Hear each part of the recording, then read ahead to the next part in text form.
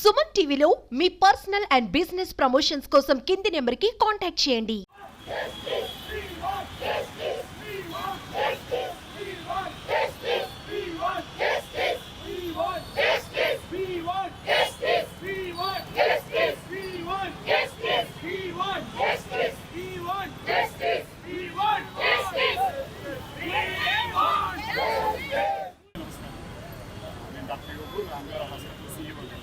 అంటే అందరూ మనం ఈ డాక్టర్ గురించి మనం మాట్లాడుతున్నాము. కంపల్సరీగా ఈ బ్రోకర్ని అందరం ఖండించాలి. డాక్టర్ సేఫ్టీ అనేది కావాలి, డాక్టర్ జస్టిస్ అనేది కావాలి. కానీ వెలుగులో ఇంకో విషయం కూడా ఉందన్నమాట.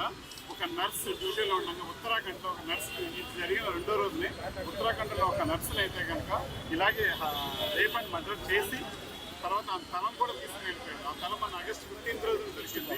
ఇలాంటి అంటే డాక్టర్స్ అంటే హాస్పిటల్లో పనిచేస్తే ఏ డాక్టర్ కూడా సేఫ్టీ లేకపోతే డాక్టర్స్ ఏ నమ్మకంతో పనిచేస్తారు. నైటీస్ అనేది సమాజానికి సేవ చేయడంలో వైద్యం నారాయణ హరి అని చెప్తుంటారు.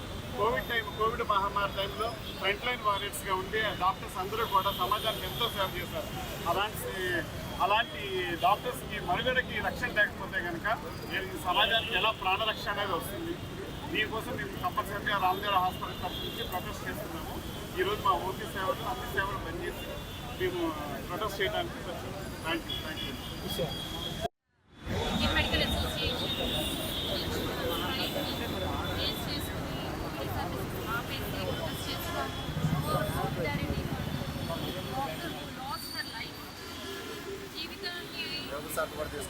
ప్రాణదానం చేయడానికి ఎన్నో సంవత్సరాలు శ్రమపడి కష్టపడి వృత్తిలోకి వచ్చాక డాక్టర్లకి సేఫ్టీ లేకపోవడం అనేది, ఇలాంటి బ్రూటల్ అటాక్స్ జరగడం అనేది చాలా హీనస్ క్రైమ్.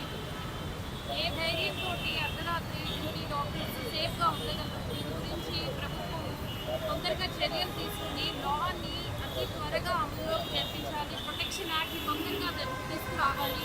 ఇంకా ఇలాంటివి ఎన్ని జరగాలి ఈ భారతదేశంలో. Very sad day in the history of medicine.